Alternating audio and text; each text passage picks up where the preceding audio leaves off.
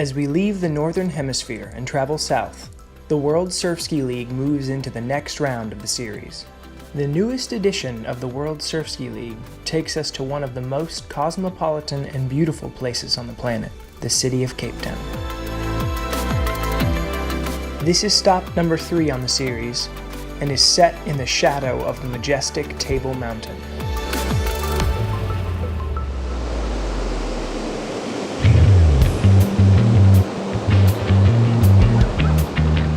Cape Town is a breeding ground for some of the best and toughest surfski paddlers on the planet. With unparalleled coaching available in the World Championship brothers David and Jasper Maka, and the legendary Orca squad led by Peter Cole, Cape Town continues to produce world-class athletes year after year. The race course for the West Coast Express is uncharted territory for the sport of surfski, with a 22-kilometer downwind from Melkbos to Milnerton Beach in the heart of the city of Cape Town. We've got an hour till start, numbers getting put on boats, final checks, warm-ups, everyone's ready to get on the water. A little bit of surf to contend with, but it's a small price to pay for the $20,000, nearly 300,000 Rand that China Silver Asset Management has put up prize money alone today. Guys are going to get out there and it is going to be hot. A reverse Melkbos to Milnerton, never been done as a race before, as far as I know. So largely uncharted territories for the entire field. The tricky part's going to be the surf line getting out here. They're putting out a can, so there should be no issue with the back brake. It's going to be an honest race. I think the fittest guy on the day and tactics are going to play a huge role. The race has attracted the strongest local field in the entire World Surfski League series, and happens to be the birthplace of the current ICF World number 1 and 2, Sean and Kenny Rice. Excited for the West Coast Express today, obviously third stop of the World Surfski League. An important day for some valuable points. You can see there's a bit of swell here today, so just trying to get out clean and make sure you get around that turn buoy safe and sound. The turn buoy is meant to be about 1.5 kilometers out, and then obviously we're going to head down towards Big Bay and then on to Milnerton Lifesaving Club. With 2 races already completed, the current standings have Corey Hill and Austin Kiefer tied for first with 260 points, with the brothers Sean and Kenny Rice tied for third, each with 150 points. But with Hill and Kiefer not at the West Coast Express, the door is wide open for athletes to earn valuable points and close the gap on the leaders. Coming down to the beach this morning, we were really pleasantly surprised. I reckon Cape Town actually showed off for the inaugural West Coast Express Surfski race. We had a women's photo on the beach. There's plenty of women, and it's pedigreed women. Everyone that's grown up in lifesaving. We had a few internationals come out, lots of local talent, and obviously all the girls that are hunting for the World Surfski Series. So a really strong field today.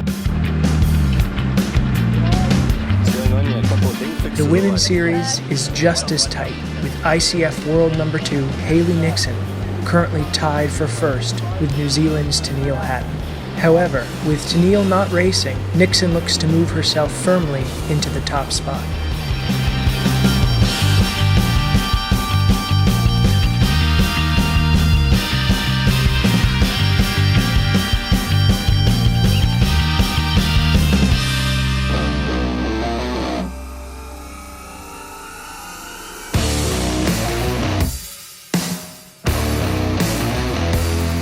We have ladies silver medalist from World Champs, Hayley Nixon. She's going to be out to the point to prove. Looking forward to some blistering racing out there today. I think the start for me is always an area where I think you can burn more matches than you can gain. So I always just try and get through the start clean and then be able to try and do some damage if I need to catch up. It really is a marathon, not a sprint. You know you're going to be out there for 1.5 hours to 2 hours. A couple of the really quick girls got ahead, got out nicely through the surf. A few of us took a couple of waves on our chests. From there it was about 1 kilometer out and then a hard turn left, and then you were literally faced with 20 k's of flat water paddling, so you just had to hang in there and trust the training. It's so good to come over here and paddle with such a strong field of women. Some of the South African paddlers, I mean, they're the best in the world, so it's good to come over and gauge yourself against them. Got out and first around the can and was leading for quite a while.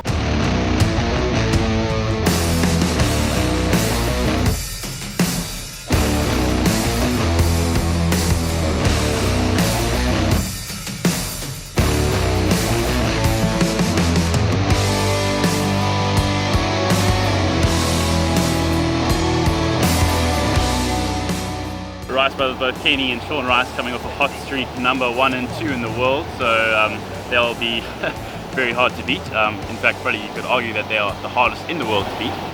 We've got the world number 1 and number 2 men's champions out in the water today. The Rice brothers, they're at home at Cape Town, they're going to be fighting it out. I didn't have a terrible start, got out clean, got in, got out through the waves, and a big bunch sort of formed. Wasn't going too hard out there, and then got out to that turn buoy as safe and sound as possible. This was a really interesting race. It was quite humbling at the start. I was right out the back door. All these whippersnappers went off at a hell of a pace, and I found myself going, oh no, I'm in trouble here. And I had to really gather my composure, and I slowly came up into the sort of top 5 or so and found myself in a bunch, and towards the end got in the front and never looked back. So obviously you want to get to the turn buoy as close to the pointy end as possible. If you're not there, you're probably going to be left behind, so I just try to make sure that I was within touch of the leaders, which I was. So I think I turned about 3rd or 4th, just on the back of the bunch. The first third of the race I try to pull quite a bit, try to keep the guys on their toes and wear them out, because those first 20 minutes are really important of a race. If you can make someone or put someone on the back foot and make them hurt, you can really get the upper hand immediately there. At about a third of the way, Sean came through. And he pulled really hard. From there, I think the 4 of us sort of broke away from the rest of the pack. Myself, Jasper, Nikki and Sean. Towards the middle of the race, Nikki actually had a really long, hard pull.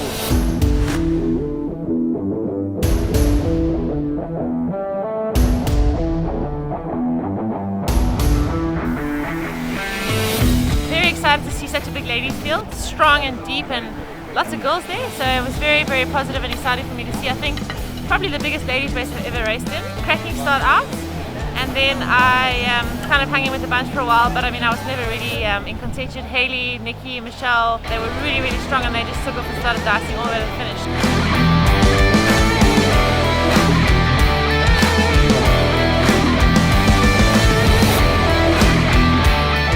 So about 10 k's in, I think I sort of was in the lead, but not convincingly enough to really get comfortable.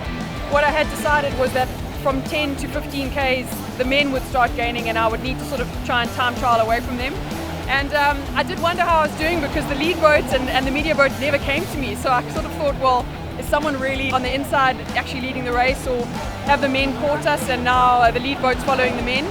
So when the media boat did rock up, when I saw the jet ski and when the drone came over me, like the excitement that came through me, knowing that I must be in the mix here.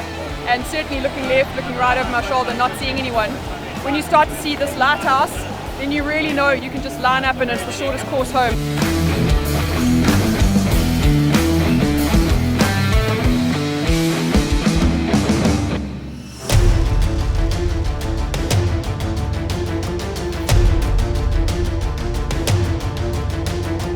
It's been incredible to dice it out with Kenny. The main break happened when the big group went down to about 3 of us, was about 6 k's in. I knew I had some bullets and I put one out.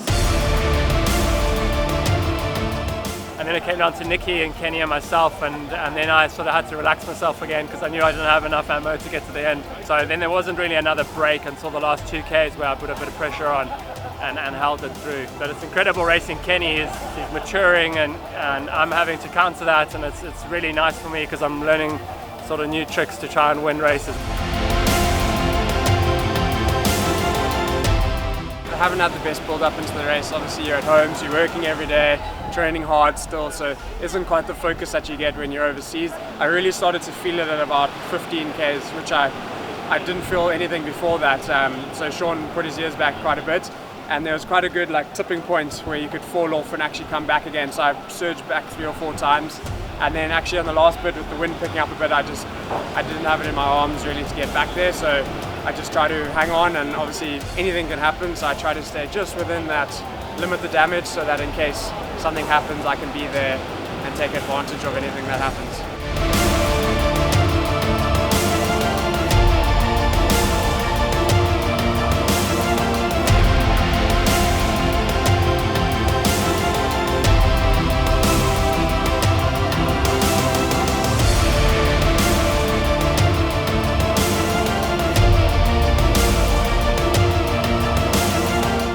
Sean Rice has just made a break. They can see the finish at the lighthouse.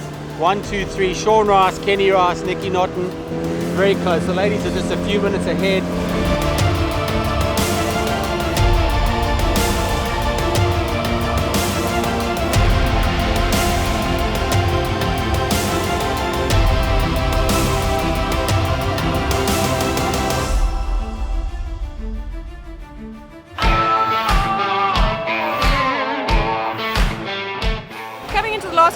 I was pretty nervous. Having not been here before, I knew I was looking for flags on the beach. I knew I was looking for a lighthouse, but it was a little bit daunting. And of course, once you're leading the race, you're the only one that can make yourself lose the race. So you're thinking, am I being hunted and am I going to make a mistake?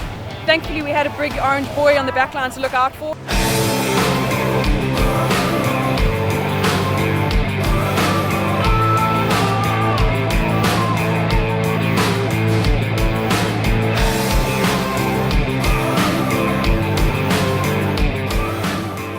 Nervous. I think I came around the can quite comfortably ahead, so I knew I had time to just be patient and take my time.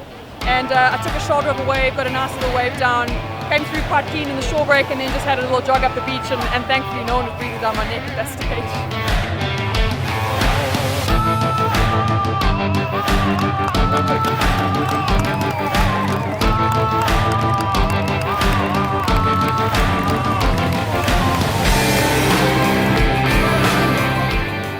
Coming around the buoy, amazing feeling, always incredible feeling, something I'm so grateful for, but to have that luxury to surf in on a wave, have a look up the beach, I've got family and friends here, you know, a very special moment for me. I don't live here anymore, so being able to do what I do in front of them is something I don't take for granted, and having that love and support is amazing, so yeah, it's awesome. China Silver, delighted that everything went as smoothly as it did. It's really good to be involved in an event like this. It's a great thing to chase around the world, and it's a super thing to do for paddlers at all levels, and China Silver will hopefully support it the whole way through, and they have every intention of doing so. The West Coast Express comes to a spectacular finish, with the city of Cape Town delivering perfect race day conditions for the inaugural South African leg of the World Surf Ski League. In the women's race, Haley Nixon flexes her fitness, taking a commanding victory, while Michelle Byrne claims a hard-fought second place, and Nikki Burkett shows she is still a top contender with a strong third-place finish. In the men's race, what a battle for the podium, with the top three leaving it all out on the water in a tight finish. Repeating the results from the World Championships earlier this year, Sean Rice claims victory, with his brother Kenny Rice nipping at his heels in second place. And a relatively new face on the scene, Nicholas Naughton, takes a tremendous third-place finish. The World Surf Ski League standings are now as follows. The men's leaderboard sees a change, as Sean Rice moves into the top spot with 300 points. Kenny Rice is only 10 points down in second place with 290 points. Corey Hill and Austin Kiefer are now tied for third place with 260 points, and Australian Tom Norton moves into fifth place with 202 points. In the women's field, Nixon capitalizes on the World Surf Ski League coming to her home country and moves firmly into the lead with 300 points. Sandrine Hamill is rewarded for her race selection and now sits in second place overall with 200 points, while New Zealand's Tennille Hatton slides back to third with 150 points, leaving a three-way tie for fourth between Rachel Clark, Georgia Laird, and Michelle Byrne, all with 140 points. The Fairest Cape certainly delivered for the inaugural World Surf Ski League's West Coast Express, and halfway through the series, it's still anybody's to win.